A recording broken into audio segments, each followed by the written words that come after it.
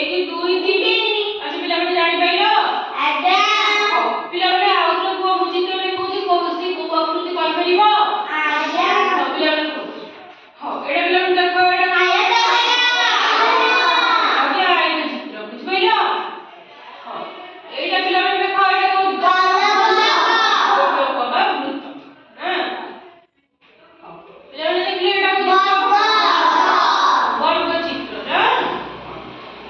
ଆଚ୍ଛା ପିଲାମାନେ ଦେଖିଲେ ଏଇଟା କୋଉ ତ୍ରିଭୁଜର କେତୋଟି ବାହୁ?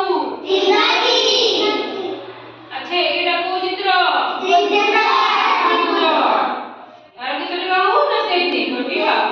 ଆଚ୍ଛା ପିଲାମାନେ ଏଇଟା କହିଲ ତ୍ରିଭୁଜ। ତ୍ରିଭୁଜ ଆର କେତୋଟି ବାହୁ? ତିନୋଟି ବାହୁ। ହଉ ପିଲାମାନେ